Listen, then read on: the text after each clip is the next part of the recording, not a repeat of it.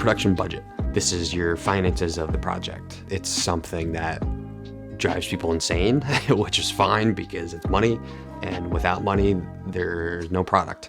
So you always need some type of financial support or assist. So this budget was definitely higher than I anticipated initially. You know, when I was the ignorant filmmaker 3 years ago when I was prepping this film, you know, I'll make it for $5 grand, $6 grand, because I remember my thesis film senior year in film school, you know, it was only a few grand that we had to raise. So going off that, like I just didn't know what it took to make this type of product, which I'm, again, fortunate that I can look back 2 to 3 years ago and know what it took to make it. Now I know that it was a budget of 20 grand to make it, which, yeah, I mean, it's a high number for sure. But it was great because I was able to kind of get that professional experience at such a young age.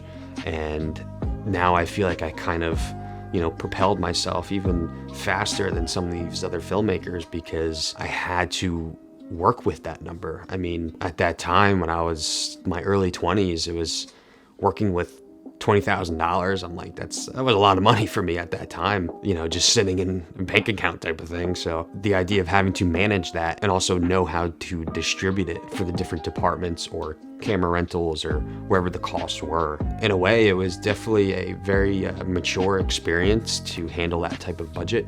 So now I do know that, you know, this film was a 23, 24 page script. I definitely do not regret it, and I treated it definitely as an investment in myself and my career, my passion. I mean, why wouldn't I do something like that? So in order to raise the money, we did a crowdfunding campaign. So I did a GoFundMe, but there are plenty of other platforms that you can basically run a crowdfunding campaign through. The biggest one that I've had experience with was Seed and Spark.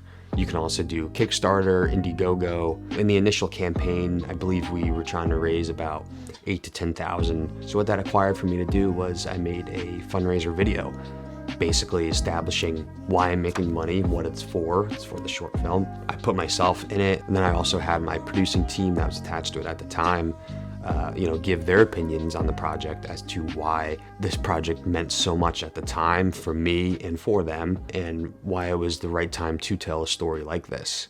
And yeah, it was a really enlightening experience for me because I was able to see the support system behind me.